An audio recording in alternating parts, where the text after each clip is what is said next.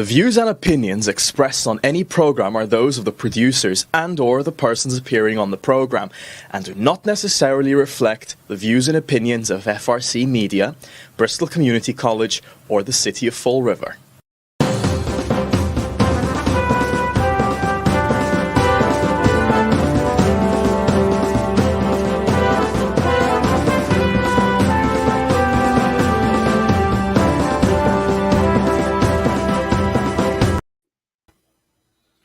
Well, hello. Welcome to Spindle City Straight Talk. I'm Chip. And I'm CJ.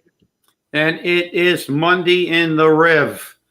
And I guess since we're talking about COVID vaccines, Commander COVID can shift right into action here. Well, I'll tell you, these numbers, it's getting more and more difficult to get the numbers out of the state because they keep changing that dashboard. And that report, the numbers are all over the place. But as of yesterday, we had 166,745 cases, which was an uptick of 1,809 cases. We had 10,149 deaths, an uptick of 20, and 14,065 cases in Bristol County. What was interesting was on Saturday, the uptick was 2,200 cases. So, we're seeing some large increases on the state level. Now, the city level on Friday, we had 75 cases, bringing us up to 3,039, and we have 140 deaths. So I'm just wondering, what's going to happen now that the election's been called? Are we going to see numbers start to decline? Because many people said they felt that would happen, and everything that they said would happen about the vaccine happened. They said as soon as the election is over, they're going to have a vaccine available. Donald Trump even said before the election, he said, I should have a vaccine before the election. He had it's a little after, but he got a vaccine. So I don't know who you want to give credit to. You can't give it to Biden because he's not in office. Well, let's give the credit to the pharmaceutical companies because they developed it. So right. I think that's the whole problem. But maybe you're having problems getting the numbers because they use the same computer program that they used in some of these states to count the votes. that was automatically flipping votes. Right. And you said the election's been called, but it hasn't. It's been called by the media. The media doesn't call the election. The reality is that I don't believe there's any state that certified their votes yet. No. We haven't even certified ours.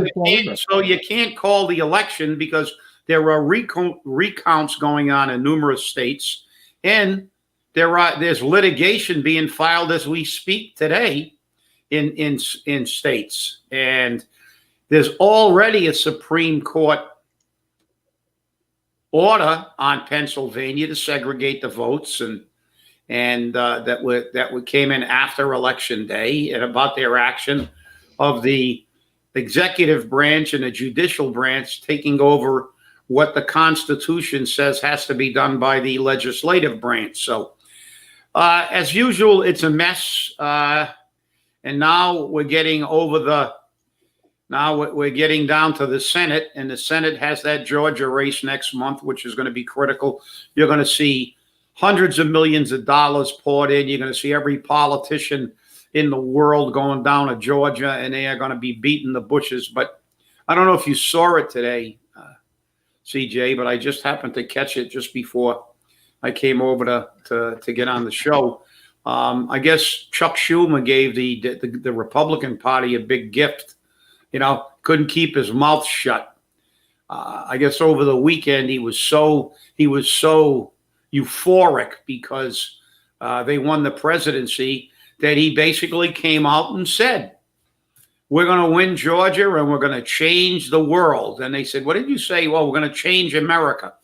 So I guess now they can go out and say, look, they are going to stack the court. They are going to get rid of the Electoral College. They are going to do everything they said they would do if the Senate doesn't block them. So that's going to give the conservatives and people who don't want America to become a one-party system it's going to give them a lot of traction in that election. I'm going to be watching that election and the kind of campaign they run on that election very, very closely, because this is pretty unique. It's a runoff election after the major election, and it's probably more critical than the presidential election. Right. Especially in light of the fact that the Democrats have now got the White House and they nearly lost the House.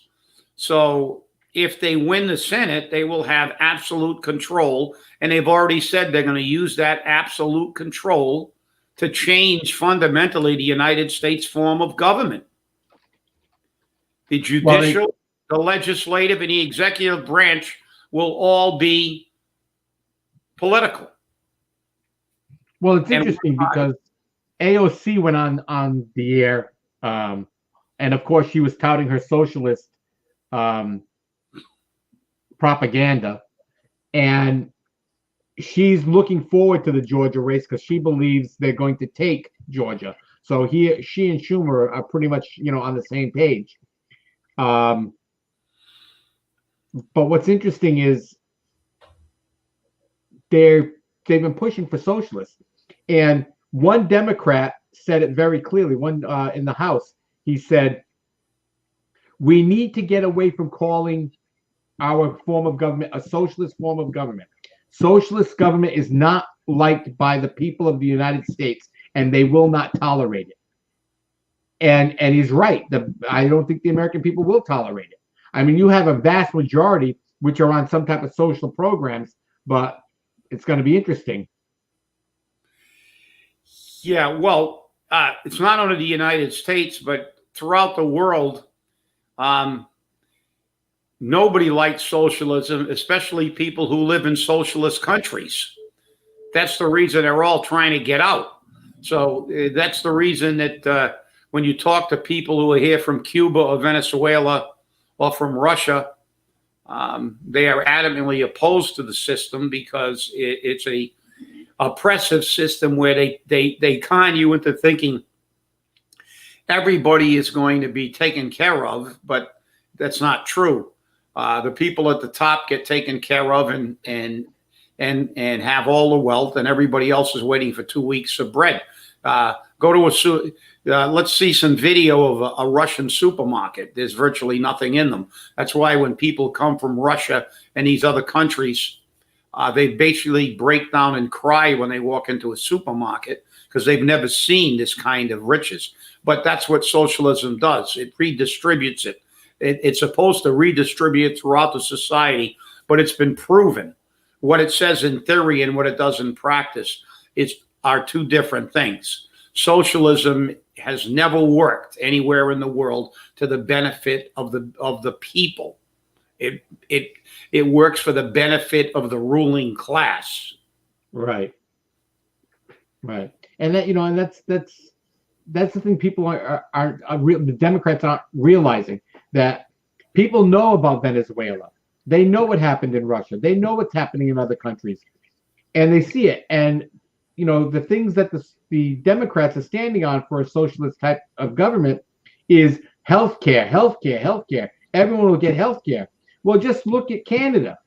Just look at Canada and see what type of healthcare system you have. It's not that great. When you got to wait in line for healthcare, is that what you want to do? Well, we can't give you a pacemaker this week. Come back in 4 months. We can't do your knees this week. Come back when you can't walk. I mean, is it really what we need to have? I mean, we have some of the best hospitals and medical systems in the country. Right here in Massachusetts, well, people come to Massachusetts for healthcare. They come from California to Massachusetts for healthcare. They come from Arizona. They come from Texas. They come to Massachusetts for healthcare. So we have a very good healthcare system. And Massachusetts is on the verge of becoming a socialist state because of all the perks that we give out in the sense of healthcare costs, insurances, and whatnot. It's bordering on that socialist state class. But is that what you really want? Do you want to no longer have to worry about working? I know that the people feel that, with the Democrats, I don't have to work. They're expecting right now that a stimulus package will get passed and everyone's going to get a check. They don't say the stimulus package is going to be there to help small business. They don't say the stimulus package is going to be there to help big business. The stimulus package is going to go there and help the hospitals or the first responders. No, the stimulus package is going to give me a check. That's all they're saying. It's all about me, me, me, me, me. Because that's the socialist mentality. You're right. But what they don't realize is that's not what the stimulus package is going to be for now. Now that the Dems, the spendocrats, if you call them, have taken over, we're going to get the entire country to bail out all these blue states that have been urinating money down a hole for years. Massachusetts is all set now. California is all set now. They're hundreds of billions of dollars in debt. But yet, what's going to happen now? Now the Dems are going to bail all their pals out. All these governors that obstructed, allowed people to riot in the streets and destroy property, they're going to get bailed out because the Dems are in power again. And that was the reason that the stimulus package was held up, because it included bailout money for these improperly administered states, these states with these liberal governments. And, you said, but see, they don't pay attention. People are, they're giant self-interest groups. They're looking at this thing and saying, I'm going to get free this and free that. But they're not looking a little bit more deeply. There's no such thing as a free lunch. Somebody's got to pay. And those rich people aren't going to pay. So ultimately you get left with a crap system and they get richer. Of course, AOC likes it. She's going to be, remember, just a few years ago, she was slinging drinks in Brooklyn for about $35,000 a year in tips, or $30,000 a year in tips. Now she's made the statement that $175,000 isn't enough to pay her. Her salary isn't enough with free health care and free everything and all the money she gets from campaigns. So all of a sudden, she's become one of the rich and nauseous. And what people don't realize is when these people talk about socialism, have you ever heard of one of them using a country that is anywhere near the living standard of any developed country, let alone America, as an example?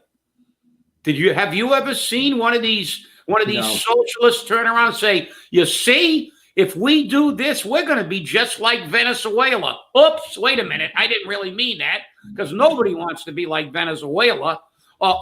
If we do this, we're going to be just like Cuba. We don't want to be like, wait a minute. Can we be like Russia? No, we don't want to be like Russia either. So when all is said and done, they can't point to one socialist country that works, that the people are happy in. So therein lies the rub, because they just don't care. It's about short-term money, as you said, CJ. I'm going to get a stimulus check. I don't give a crap if the country in 5 years is in the toilet. And nobody's got any money and nobody has jobs, because now we're going to be palsy-walsy with China again. We're going to re-farm out all those manufacturing jobs, they'll probably resurrect NAFTA and a few other agreements that are against the American worker, and we're going to be left with the disaster. So I'll tell you, it's amazing to see that the entire fate of the United States will now rest in the hands of a runoff election in Georgia. Yeah. And people have asked, how do you get a runoff election after the general election? Well, it's simple. Georgia has this little caveat in their election law. No candidate can advance through a primary or general election system without first earning more than 50% of the votes. It's more like that ranked choice voting. You know what I mean? Yep. If no one does the top two vote getters advance to a runoff election, ensuring that one will get the majority of the votes cast. That's their law. Yeah. I mean, it seems to be a little weird to me, but they want to be sure that whoever's elected gets elected by the majority. Well, there are pros and cons on both. People can say, well, but the weighted system and this kind of system is most of the time it's really a waste, and it has more detrimental effect. I mean, look at that. What is it? Purdue. He got 49.8%. 49.8. So if it was a regular circumstance, you'd round that up because it's greater than half. Right. So 50. But for 0.2%,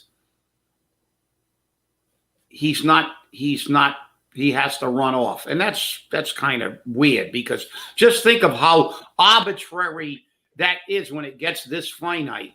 That, and we know that there's been voter fraud. We know that, there's always voter fraud, but this may be of epic proportion. And there was voter fraud in Georgia. So you're telling me that 0.2%? So let's look at the irony of this. 0.2%. So if he would have got 0.3%, which isn't even half, he would have had the majority. He wouldn't have to run. So right. That's ridiculous. I mean, look, this when it allows people who are not the people's first pick in a head-to-head election to win an election because of weighted systems and stuff like that, it's wrong. That's why I voted against the weighted vote in Massachusetts. And what I feel in Georgia is that system sucks too, because you know what this system does? It encourages political deals. Think about it. Now you got these two people in a runoff election. One got, I think when Loeffler was 20-some%, and the other one got 30-some%. So let's round it off. We'll make it 60% between the two of them. Now there's 40% of the people who voted for somebody else. You know what's going to happen now? Let's make a deal. Of course. They're going to be running to all these other candidates to make deals. Oh, well, support me so I can get in and I'll take care of you and all your friends. That's what happens. Because I've seen it done. I've seen it done at conventions where they have this kind of system where you got 6 people running, and then everybody's calling and trying to make a deal saying, well, if your guy doesn't get into the top 2, if you support me, you'll get, what can I do for you? And to me, this only encourages politics. It's against the good of the people. The bottom line is, we all forget with this partisan politics that this country is supposed to be a democratic republic. They're supposed to represent we're their bosses, but they're not. It's obvious that these parties are all about their own party. They spend more time fundraising than they do legislating. And then they spend the rest of their time, they spend about 90% of their time raising funds and campaigning, and about 10% of their time legislating, and they don't legislate in your favor. And the only time you see them is previous to an election. That's why it's going to be interesting in 22. I'm already looking forward, because as that one Democratic moderate said, if you people keep talking about defunding the police and socialism, we're going to get effing ripped, torn apart in 22, because they thought they were going to disseminate the Republicans in the House and basically have virtually the entire House Democrat, the blue wave, and they didn't do. It was an unmitigated disaster. They didn't unseat one incumbent Republican congressperson, and they actually gained seats.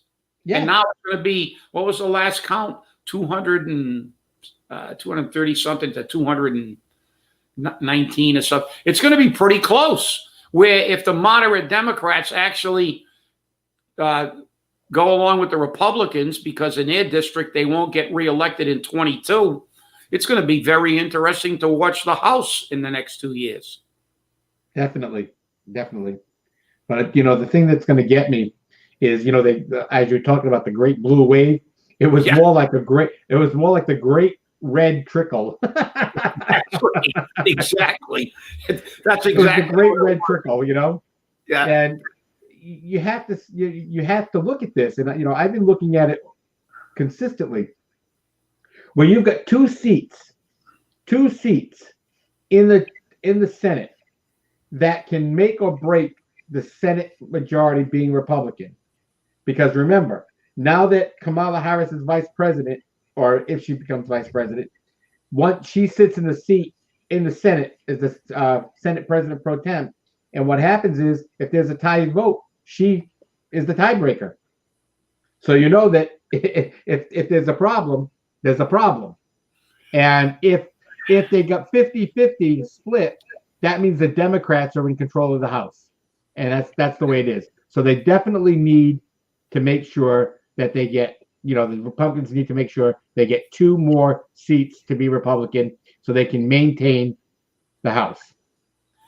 And remember, that senatorial seat in Michigan may be in question again, because remember the problem with the software with 6,000 Right. votes being flipped, and that software is used in 47 other counties, and there may be recounts. And I know that Republican, the Republican candidate, senatorial candidate, was actually leading for most of that election.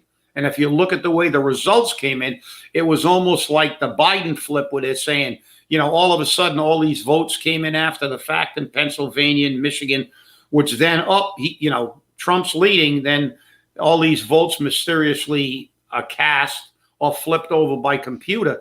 When they do a recount, who knows? That seat's in, because that was not a very wide margin of victory up in Michigan, and it hasn't been certified either. So I'll tell you what, what this election really succeeded in doing, showing that we have a deep, deep division in this country. It is a class war. It is not a political war. It is the rich against the working people, because that's what Trump did. He redefined the Republican Party. He got more Latinos, more blacks, more Native Americans than any president in 60 years. Right. And so before, those people were always Democrats. He's redefined the party, redefined the Republican Party. The Democratic Party has become the party of coastal elites, movie stars, rich elitists, and millennial dumbbells who don't even know where their state is on a map. But it's the truth. When you look at some of the things these people say, it's bizarre. It's like, count every vote, even dead people's votes. You have to count every vote, and that's illegal. You're going to count dead people's votes, people who are not voting in the right state. And I heard one this morning, and it was corroborated. This wasn't an allegation. They corroborated it. I guess the woman admitted it. Her husband died. Tragedy. Human tragedy. Her husband passed away. So she took his mail-in ballot and she voted for him because she said she knew how he would have voted. Well, you can't do that. I'm sorry. It's illegal. And see, that's what the Democratic Party is great at. They semantics. They change the wording to justify their own agenda. If the vote is illegal, if the person isn't a registered voter, if they don't live in the state, if they're not alive, their vote cannot be counted. That's a crime, actually. But what did the Democrats do? They took all the illegal aliens and they said, okay, we're going to just eliminate the term illegal. Now we're going to call them undocumented. It's a kind of gentler word. Yeah. And it also doesn't call them what they are. They're doing something that's not within the law. It's just like these votes now. Count every vote. Well, guess what? You can't count every vote. You can only count all the legal votes. It makes for an interesting election. I'll tell you right now, it's made for a very interesting election. And when you look at this, well, as you just brought up, Trump got a lot of Hispanics, a lot of the Latino community, a lot of the blacks, a lot of the Native Americans. Yet the Democrats keep saying that he hates these groups. Why are these disenfranchised groups going with President Trump? Why? Because President Trump did what he said he was going to do. And they like that. And they believe that he was doing the right thing for the country. Now, the Democrats didn't feel he was doing the right thing for the country, and they tried to make it look like he was bad. And the way they did it with the Latino community was he's breaking up families and putting them in cages. But they didn't say Biden put them in cages. He made the cages. No, but Biden turns around and says, well, we made a mistake. Well, it's nice. Hindsight's always 20/20, but those cages were there from you, and you created that policy. So, but the Democrats didn't talk about that. They downplayed that greatly because, God forbid, they know that he created this policy. And is that policy going to change? Now, Biden has made it very clear that for his first days in office, he's going to overturn the majority of what Donald Trump has done by executive order. So we're going to have to see what happens. And, where is our businesses going to go? Where is our income going to go? What are we going to do? How much is gas going to be? How much is electric going to be? How much is gasoline going to be? Because remember, when he was in office before, it was expensive. So people wanted him because they wanted something different. They wanted a change. But it wasn't a mandate. It wasn't a mandate by any means. No. The country is divided 50-50 at this point, just about 50-50. So, well, it's seriously in question right now. But the thing about the Democrats, at least one thing about Donald Trump, love him or hate him, you always knew where he stood. It's kind of like Spindle City Straight Talk. You always know where we stand on issues. But the thing is that the Democrats, you have no ability to read the Democrats. You got Joe Biden saying one thing, then you got AOC saying that they're going to make up a list of all the people who are and Hollywood stars and everybody else, actually putting this in print, that they're going to make blacklists of what they refer to as Trump sycophants, people who are friendly to Trump, and basically destroy their lives. There is going to be a purge of anybody who helped Trump, because this is another Inquisition. Now we have the American Inquisition, not the Spanish Inquisition, where everybody who supported Trump should be burned at the stake. Because remember, last night I saw it vividly, the hypocrisy of the Democrats when they showed Hillary Clinton and every other Democrat the day he was elected, calling him an illegitimate president, and he's not our president. Yet now we see this, and all of a sudden everything's got to go away. We got to forgive everything. We're all going to work together because Joe Biden is now our president, and he is a duly elected president, which he isn't at this point in time. But if he is, can we do the same thing? Can people who don't particularly care for Joe Biden and this ticket, are we going to go out and run around in the streets and pull our lip and say he's not our president? Well, there you go. The Democrats are a pack of hypocrites because they speak out of both sides of their mouth and their anal orifice. Well, we know this. And it looks like McCarthy era politics is coming back. So that's right. The way that's going to be. The blacklist has been restored. That's right. The McCarthy era. When you forget history, you repeat it. Hey, everyone, we're out of time. I want to thank you for watching. Thank you for inviting us into your home. And remember, stay safe and stay angry.